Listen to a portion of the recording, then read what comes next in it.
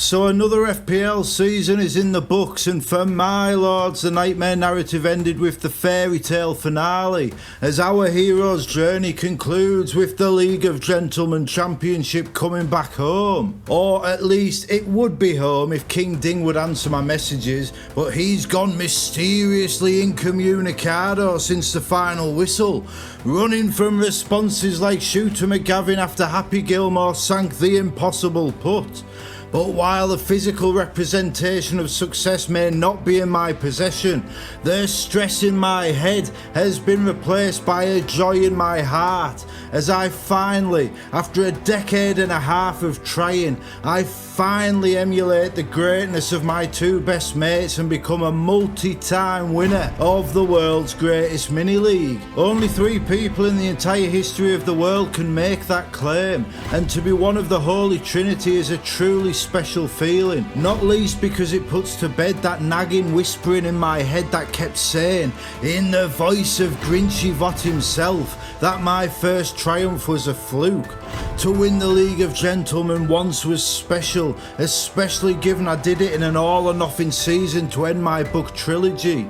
To win it a second time, and to do so in my first year of making FPL videos, I mean, I just couldn't hope for a better narrative. Those FPL gods put me through the ringer, especially in that tumultuous running, but ultimately they shined down upon me, and I am very grateful for that. However, any storyteller knows that the protagonist is only as good as their antagonist, and in a season where so many of the historically great gentlemen failed to deliver, Gladiator Glenn Morton deserves so much credit. 2.8 million he finished last season, 2.8 million. Yet this year he took the division by storm. He led from game week 1, playing the game his way, a differential trip strategy born of huge cojones, and it absolutely paid off for him. At a time of year when everyone says, oh, I'm going to play it safer next season, I'm going to stick closer to the template, Midas Morton is the counter-argument. From 2.8 million last year to a final overall rank of 178,000 this year, playing the game in contravention of all the conventional wisdom, the Gladiator is a beacon for all those who may find themselves struggling in the ranks this season. You can have a meteoric rise next year. The Gladiator proves it. And the only reason his final rank dropped is because he made that big balls call. The one to sell Salafid Diaz for a hit in game week 38 to try and claim the ultimate prize. What a fantastic season he's had, and what a wonderful rival he has been. I look forward to renewing our battles next season and seeing who else steps into the Coliseum and makes a name for themselves. All I know is that before this season began, nobody knew the name of Gladiator Glenn Morton, and now at its conclusion, his is a name nobody will ever forget. As for the rest of the gentlemen, I feel like I owe you an apology. My intention when starting these videos was to showcase my mates, and I don't feel I have done that very well. I underestimated the time it would take to make these videos the way I wanted to, and as the season went on, the story became more streamlined, and that combination of time pressures and serving the story meant I didn't showcase my mates as much as I'd hoped to. One of my favourite videos from this entire season was my Game Week 4 preview, where I devoted 12 minutes to a ludicrous, over-the-top deep dive into whether Jock and Jeeves' claims of winning the division twice before I started playing the game were actually true. It was such a ridiculous concept, and it was so much fun to make, and I wish I'd been able to make more videos like that to showcase some of the other players in the division in the same way. But then I look at how so many of my closest mates in the division have struggled this season, and I do wonder if, whether intentionally or subconsciously, they've underperformed so as to avoid the spotlight I was trying to shine on them. Maybe they just want to enjoy the game without having such a story told around their participation. You've seen on the live streams I've been on that sometimes my verbal filter is somewhat loose. And maybe they were wary of drawing my attention too much. Or maybe they're all just middle-aged men who the game has passed by nowadays, who knows? Maybe they've even committed the cardinal sin of actually having a life. I don't know, but the fact that I even have to wonder if these videos had a detrimental impact on their seasons or caused them to play within themselves means I need to consider changes to my content for next season. I've given you all the League of Gentlemen for 3 books and 1 unforgettable video series. It's now time to take it back and keep it just for us. That special mini-league that draws us all together, gives us something to talk about and keeps our friendships alive. The gentlemen have indulged my storytelling desires for 4 years. It's now time for me to put their needs first and to allow our prodigal mini-league to return home to our world where we can all enjoy it without the spotlight being shined upon it, amplifying our mistakes and memorialising them forever. My mates gave up their privacy for my stories and I'll forever be grateful for that. But now it's time for me to put them first and to give up my FPL Nightmare stories for their privacy. It's an honor for me to give something back to them. They are unbelievable. Over the course of this season, I've been afforded support by some wonderful people. First, the notorious and hilarious Andy Martin offered me encouragement with my early videos, which was such a huge confidence boost. Then my advocation of Savinho led to some banter with Az, which led to him and Mark shouting me out on the black box. And from there an unbelievable sequence of events occurred, where Gary from FPL Have a Beer got me on for an interview, which I think surprised a few people. And then that interview led to the Surreal Moment, where I was playing Legend of Zelda one night with the black box on in the background, and Mark and Az discussed my interview with Gary for about 5 minutes, saying such incredible positive things. I'm not too proud to say that I screen recorded that segment, because it's the sort of thing you just can't imagine happening when you first upload a video about trying to win an FPL mini-league. And from there everything just seemed to escalate. Roberto and Chris had me on the Form is Temporary podcast, which was a very fun couple of hours with 2 lovely lads. Then I took a bit of a chance and I sent Gary a video question to ask Steve on a stream they were doing. Steve-O took it in the spirit intended, and the next thing I know he's getting me on his channel for a watch along and a game week preview. And that watch along, oh man, it was so good. It was my first ever time going live and I was nervous and I didn't know how it would go, and I thought, sod it, I'm just gonna have the banter with them lads that I've been having with Dinger and Jeeves for 25 years. And those lads on that stream, they got it. My banter went down well. It was the sort of live debut I could only have dreamt of having. And though sadly the technical issues we had means it's difficult to watch it back, those people on that watch along know how special it was. And even if the rest of the world didn't get to experience it the way that we did, the boost to my confidence and self-esteem was massive. And I've done a few live streams since then, with Gary, with Steve-O, with D-Unit, and with the living legend that is Nick Triggerlips. And I've never been nervous once. And that's because of the way those wonderful people made me feel on that watch along, the way they put me at ease, and the way they have welcomed me into their circle, making me feel like I have belonged from the very first moment I spoke to them. Gary gave me the platform to show the world my emotional side. Steve-O allowed me to demonstrate my humour and my passion. Roberto afforded me the chance to offer my understanding of the game. They didn't have to do that because it's not like I have a huge following or anything, but they did, and I will forever be grateful for the impact it has had on me and on my confidence. To those lads, I say thank you. Cowboy shit was learning to let the past live in the past and accept new friends into my life. And it's not just those people who have been so supportive of me. Yelena has been such a wonderful supporter of my efforts. She's been shouting out my videos and books with us, and she didn't get arsy when I paid homage to her videos in my final day vlog. And she shares my videos on a YouTube channel, and she's always so overwhelmingly positive, and it's lovely. The FPL Juice, I won their Content Creator Award back in December, and that prize enabled me to get some things that made my intense editing experience so much simpler. Those two channels deserve so much more recognition and support than they receive. They really are the best side of the FPL community, reminding us all how this game is meant to be fun. Gianni as well, he's bigged me up on his channel and his socials, and he doesn't have to do that. None of those people I've mentioned had to do anything, but they chose to, and it's incredible to me that they did that for me. And whether it was a smaller podcast like Roberto's or a game changer like the Black Box, it was humbling every time. And the same goes for everyone who has shared my videos. I can't name you all, but I've gone back and I've found everyone who has, and I'm running your name up the screen here.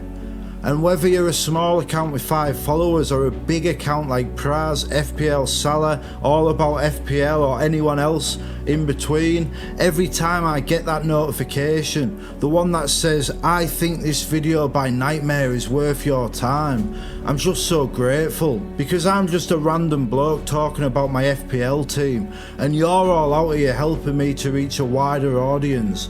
And I don't really understand why, if I'm honest. I'm just so thankful that you do. But this very much is a work in progress, and I'm very glad that all of you are joining me on this journey. So the big question is, what's next for the channel? And I'm going to be honest with you, like I always am. I loved making the videos I've made for the majority of the season, with the fancy background and the images popping up and keyframing them all to match my hand movements and all that jazz. I've been watching them through from the start, and they're so fun. They are so different to anything else out there, and I'm so proud of them. To see the first one, where I've got the camera positioned wrong so I'm looking up like this, and another early one where I had the temperature on the camera too high and I looked as ginger as Ron Weasley, and I see how my skills and confidence have developed over the season, and it's fucking ace. The one where everyone was kicking off about the content creator cartel, can you remember that game week? Well, I did a video addressing it with 38 Clint Eastwood references, then another video a bit later where I got about 60 Arnold Schwarzenegger references in, and honestly I'm so proud of those videos.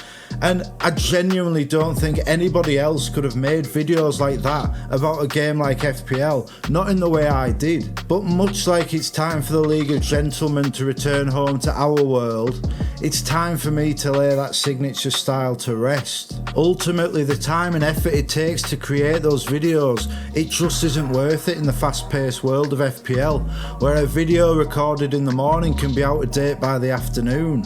I hope those of you who enjoyed those videos can understand why they have to end. That I was able to tell such a story over a full season, barely missing a game week, it really was a monumental effort, especially with working full time and raising 2 children. And I hope that instead of being sad they are ending, you can look back fondly that they exist at all. Videos like the ones I was making were never meant to exist for this game, yet between us, with your energy and support driving me on, we managed to make it the full season and create a wonderful story together, one that I hope you will remember at random times in the future and smile to yourself about how those stories and those videos existed at all.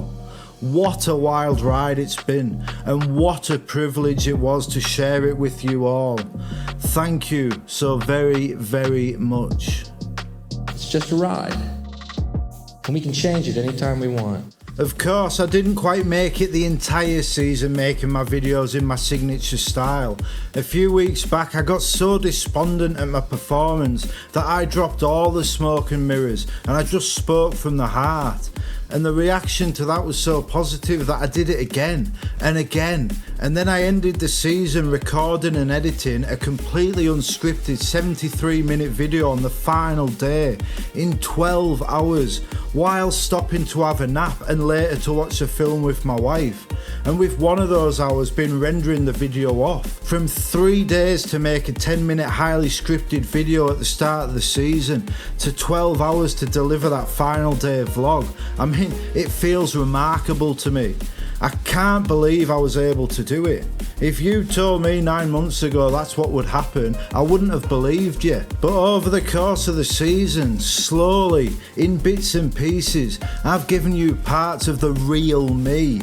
And now, next season, I feel able to give you the real me all the time. It may not be as polished, it won't be as flashy, but what is the one thing that can make me stand out in this field? The one thing I can give you that nobody else can? It's me. It's not the keyframes and the backgrounds, but my humour and emotion, my passion and perception, my heart and my soul, and everything I've been doing recently, the last few stripped back videos, the live streams, the collaborations, and maybe even the vlogs. That's what you'll get from me next season. Ultimately, I just love talking about this game, and I want to spend my time doing that. I'm excited to see how that develops over the coming months, and I hope you will be too. Fucking hell, Nightmare lad, you've been waffling for 20 minutes and you've not even really talked about FPL. Well, if you want me to look back at my season, go over to Gary's Have a Beer channel and watch the season review Gary, Trigger, Steve and I recorded the other day. 3 hours of top banter with some incredible people where we deep dive into it all. It's a wonderful video and I just don't feel the need to recap it here. After all, with 2 months of no FPL ahead of us, so there is plenty of time for you to watch it. But more to the point, I've spent this entire video talking about what is fundamentally the most important aspect of this game we all love, and that's the people that make it what it is. Bonus points come and go, transfer calls are forgotten and chip strategies vanish in the ether of time, but the relationships we build, the friendships we make and the emotions we share, that is what FPL is to me. It's not the rankings, it's the people. And my life has been enriched so much by every person who contributes to my FPL experience, and never have I felt that so intensely as this season. Winning the League of Gentlemen isn't what makes this a special season for me. You have made it the most special season. Once again, thank you. My friends, you bow to no one. Right, I think I've gone on long enough now, so I'll end this video with one final message, and this is the most important of them all. Next season, I'm coming for you all. My story has been renewed for another season, and although one FPL Nightmare ended with the clinching of our special championship, throughout the season another was awakening, and that is the realisation that I was nowhere near my ultimate goal of becoming the world #1, and I'm a little bit closer than I was, there's no denying that. However, next year I'm going to do everything I can to get a little bit closer again, maybe even a whole lot closer, and it starts with some big game hunting of those big name content creators, and one by one I intend to capture them all. I want to leave the black box in the wreckage. I want to leave Zophar, Late Riser and the almighty Praz hanging on the wire. Gianni, Focal, Andy, Abdul, Harry and Mate, I want them all to suffer the same fate. For 26 game weeks this year they were all in my rear view mirror, and then I swerved off the road and got stuck in the mud. But in 2 months time we're all back at that starting line, and the uncontent creator is ready to hit the turbo. Lovro Buddhism has claimed the throne, but next year's crown is there for the taking, and I'm gonna do whatever I can to make it mine. If my beloved Newcastle can make the impossible happen and win a trophy, then I believe I can do the same, and I can become the FPL World Champion. After all, you can't have a nightmare unless you're a dreamer, and there is no bigger dreamer in this game we all love than the FPL Nightmare. Keep the impossible dream alive by hitting those like and subscribe buttons, and we will see you next time. FPL Nightmare got me pulling out my hair. I'm the greatest football manager to ever grace the old armchair. But the FPL gods hate me, and no one seems to care that my points are only average and my ranking is not fair.